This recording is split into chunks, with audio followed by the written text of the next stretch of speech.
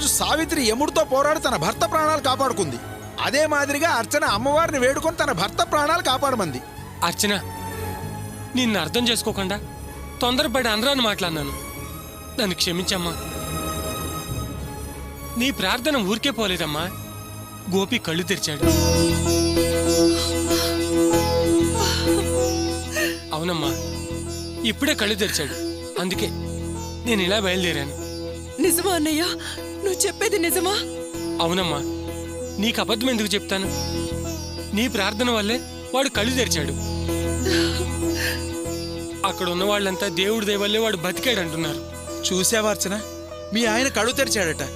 నీ ప్రార్థన ఫలించిందమ్మా. ఆ అమ్మవారు కళ్ళు తెరిచి మీ ఆయనకు ఊపిరి పోసింది. ఇప్పుడు నీకు సంతోషమేగా?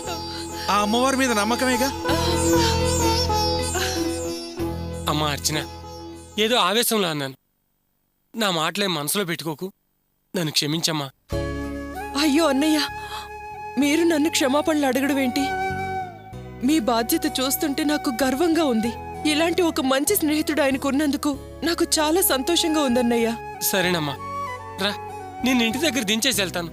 వద్దన్నయ్య, నేను గుడికొచ్చానని ఇంట్లో ఎవరికీ తెలియదు. నేను ఆటోలో వెళ్తే తెలిసిపోతుంది. ఏంటమ్మా అర్చన, ఇటు కన్న తల్లి అటు కట్టుకున్న భర్త, వీళ్ళ మధ్య నలిగిపోతున్నావా? దీనికి ముగింపు ఎప్పుడు? సంతోషం ఎప్పుడమ్మా? అంతా దేవుడి లీలన్నయ్య. నేను వెళ్తాను. ఆయన జాగ్రత్తగా చూసుకోండి. అలాగేనమ్మా. వస్తాను పూజారి గారు. మంచిదమ్మా, వస్తాను బాబు. అలాగేనండి.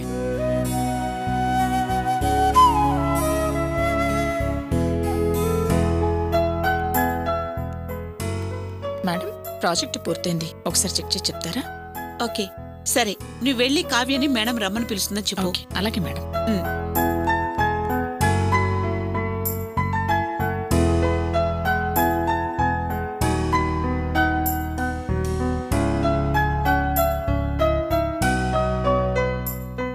మేడం పిలిచారట.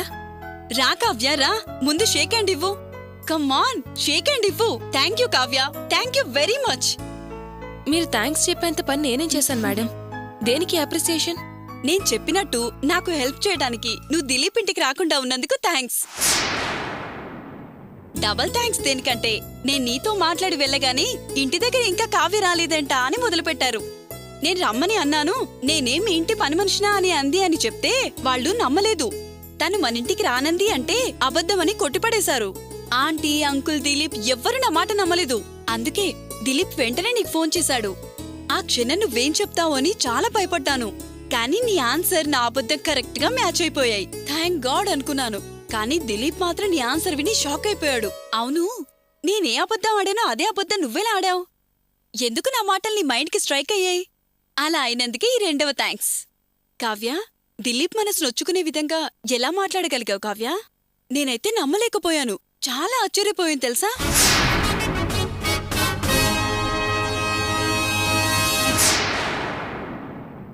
ఆశ్చర్యపడ్డానికి ఏముంది మేడం? నేనిచ్చిన మాట నిలబెట్టుకోవాలి కదా. దిలీప్తో నాకెలాంటి సంబంధం లేదు అని నిరూపించుకోవాలంటే నేను మాట్లాడాల్సిన పద్ధతి అదే కదా. మీరన్న మాట విని రాలేదని చెప్తే ఏం బాగుంటుంది? అది మీకు హెల్ప్ చేయడం కాదు, హాని చేయడం అవుతుంది. అది మీ మధ్య దూరాన్ని పెంచుతుంది. క్లోజ్గా మూవ్ అవ్వలేరు.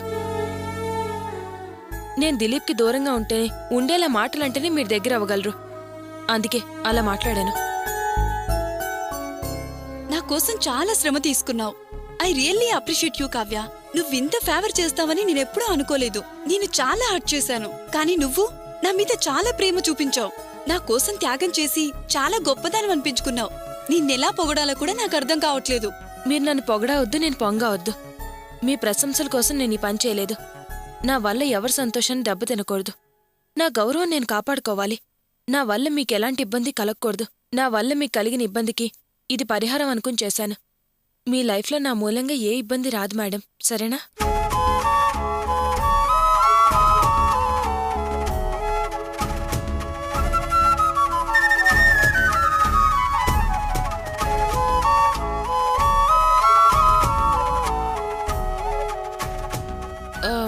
మేడం, మీరు పిలిచింది దీనికేనా? వేరే ఆఫీస్ పని ఏమైనా ఉందా? నోనో కావ్య, వేరే పనేం లేదు. దీనికోసమే పిలిచాను. అయితే నేను వెళ్ళి నా పని చూసుకుంటాను. అలాగే కావ్య 1 మినిట్. కావ్య, ఒకవేళ నువ్వు చెప్పేది నమ్మక దిలీప్ నిన్ను కలిస్తే? ఫోన్లో కంటే ఇంకా ఎక్కువ హార్ష్గా మాట్లాడి ఇంకా దూరం అవడానికి ప్రయత్నిస్తాను. అబద్ధాన్ని నిజమనేలా చేస్తాను. సరేనా? సరే కావ్య.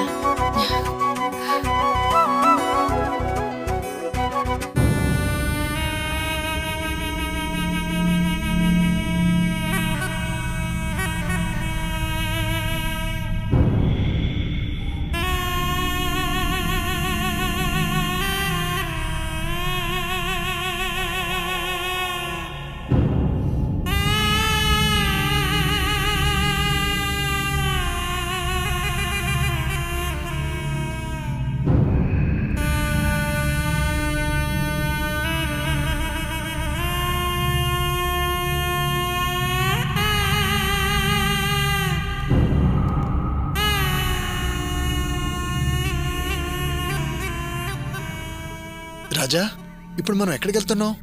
పలానా దగ్గరకని ఇప్పుడే ఖచ్చితంగా చెప్పలేను. ఇప్పటి నుంచి క్షణక్షణం ప్రమాదం మనల్ని వెంటాడుతుంది. జాగ్రత్తగా అడుగు వేయాలి.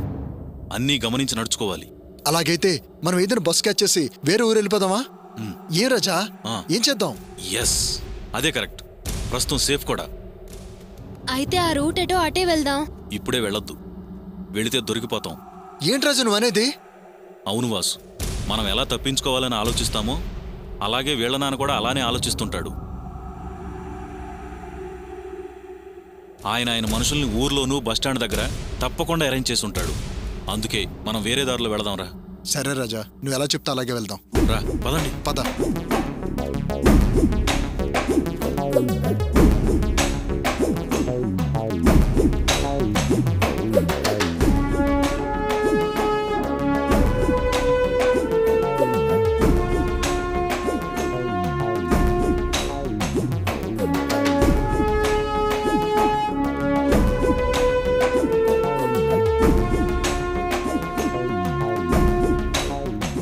ఏంటి బాస్, యాక్చువల్గా వాళ్ళు బస్ స్టాప్కి వెళ్ళి బస్సు ఎక్కాలి కదా.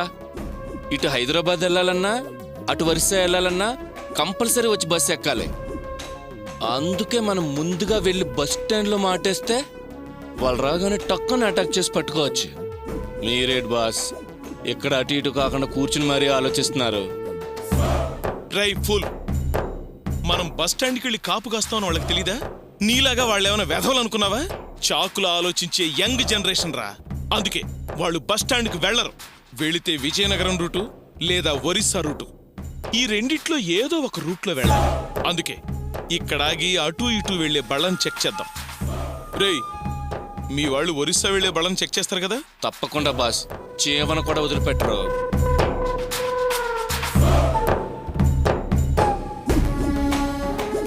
రేవతి, జాగ్రత్త, చూసుకో.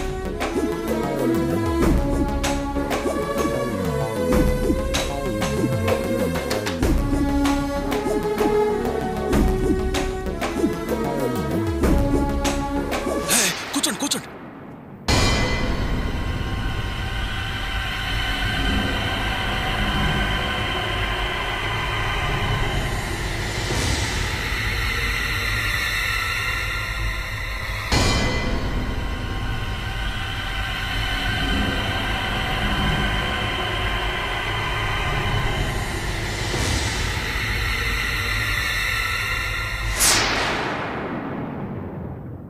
రాజా, ఏంటిది?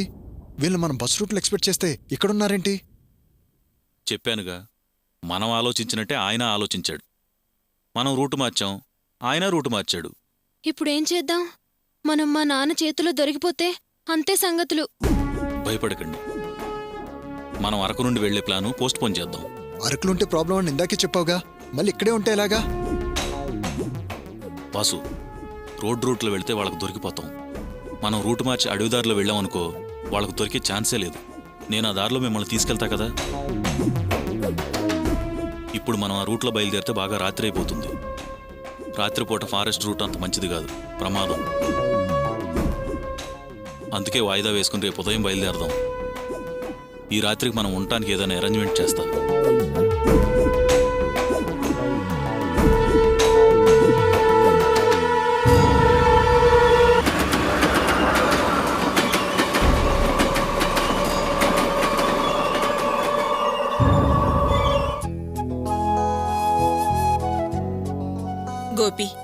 నీకోసం గుడికెళ్ళి అర్చన చేయించి ఆ దేవుణ్ణి వేడుకుని వస్తున్నాన్రా.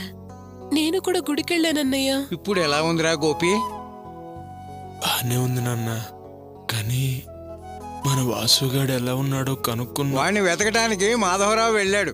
ఆ మాధవరావు వాడిని ప్రాణాలతో ఇంటికి తీసుకొస్తాడని నమ్మకం నాకు లేదు. ఆ వాసుగాడు మనకు కనిపిస్తే వాడిని పోలీస్ స్టేషన్లో అప్పచెప్పి మనం ఇంటికి వెళ్ళిపోదాం, సరేనా? వద్దు నాన్న. చూసావా నాన్న, అన్నయ్య మంచి మనసు. ఈ పరిస్థితుల్లో కూడా వాసు గురించి అడుగుతున్నాడు. వాడేమో మనందరినీ మోసం చేసి వెళ్ళిపోయాడు. అన్నయ్య, నీ ఆరోగ్యం ఎలా ఉంది? నిన్ననే నిన్ను చూడాలనుకున్నాను, కానీ చూడ్డానికి పంపడం కుదరదన్నారటగా. ఇప్పుడే కళ్ళు తెరిచారని చెప్పారు, అందుకే రాగలిగాను. నీలాంటి వాడికి ఇలాంటి పరిస్థితి ఏంటన్నయ్యా?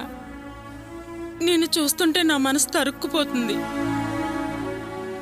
ఏంటన్నయ్యా నేను ఇలా మాట్లాడేస్తున్నాను, మీరు నా వంకైనా చూడటం లేదు. నా మీద ఏదైనా కోపమా? లేదు, అదేం లేదమ్మా. నీ గురించి తలుచుకుంటేనే బాధగా ఉంది. ఎందుకన్నయ్యా అంత బాధ కలిగించే పని నేనేం చేశాను? నా ఉద్దేశం నువ్వు తప్పు చేసావని కాదమ్మా. నా అవసరం కోసం నువ్వు నీ నగల్ని తాకట్టు పెట్టావు. అవసరమైతే నీ తాళిబొట్టు కూడా తాకట్టు పెట్టడానికి సిద్ధపడ్డావు.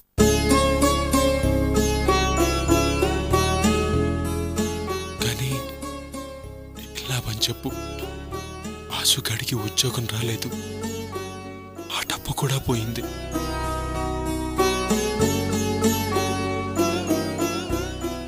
ఇంత జరిగాక నీ మొహం ఎలా చూడాలో, నీతో ఎలా మాట్లాడాలో నాకు అర్థం కావట్లేదమ్మా. ఎందుకనే అలాంటి మాటలంటావు? ఇప్పుడు ఆ నగల గురించి నేనేమైనా అడిగానా? నువ్వు మళ్ళీ మామూలు మనిషి కావడమే మాకు ముఖ్యం. మీరు ఆ నగల గురించి ఆలోచించకండి, బాధపడకండి. నువ్వు ముందుగా వాటి గురించే తెలుసుకుని బాధపడుతున్నావు. మేమేమన్నా నగల గురించి అడిగామా? బావా, నువ్వు అడగవరా, ఎందుకంటే అది నీ సంస్కారం. కానీ తీసుకుంది నేను, తిరిగివ్వడం నా బాధ్యత. రేయ్, కాసేపు నోరు మూసుకుని ఉంటావా? ఊరికే టాపిక్ తేకరా, నాకు చిరాకేస్తుంది. వీడెప్పుడు ఇంతే బాధపడుతూ మాట్లాడతాడు. వాడి గురించి వాడు అస్సలు ఆలోచించాడు. అక్క అక్క రా అక్క రా, చూడక్క నా గోపి ఎలా ఉన్నాడు? విన్నానక్క. విన్నా దగ్గర నుంచి నా మనసు నిలవలేదు, అందుకే గుడికెళ్ళేసి వచ్చాను. ఇదిగో కుంకుమ, నీ చేతో పెట్టక్క. అలాగే.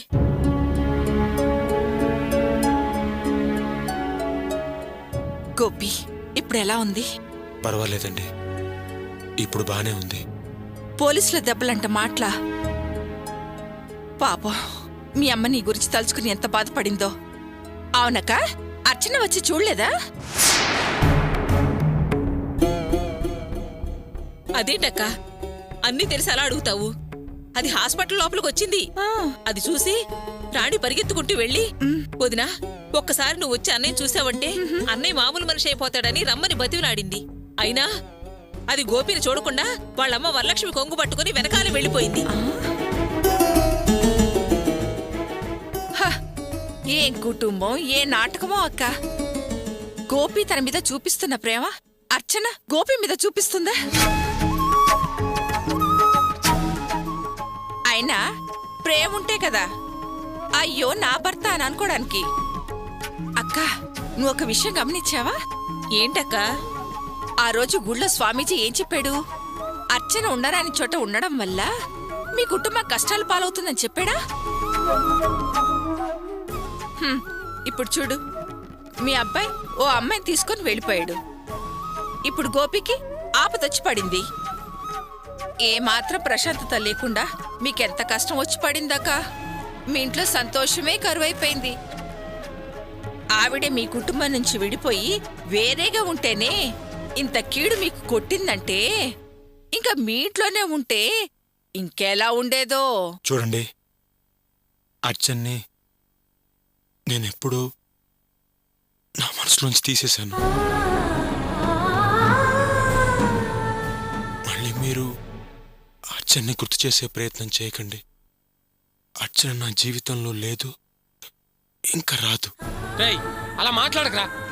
అర్చన వచ్చి నేను చూడలేదు, అదేనా తప్పు? అయినా అర్చన మనసు నిండా నువ్వేరా. నిన్ను తలవకుండా క్షణం ఉండదురా. రేయ్ నీ ప్రాణాన్ని కాపాడింది ఆ అర్చన ప్రార్థనలేరా. రే, ఇంకా అర్చన గురించి నీ సోద ఆపుతావా? ఆపే పని లేదురా.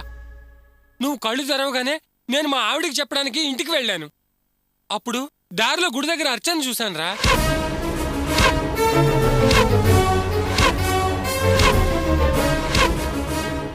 అదిరా జరిగింది.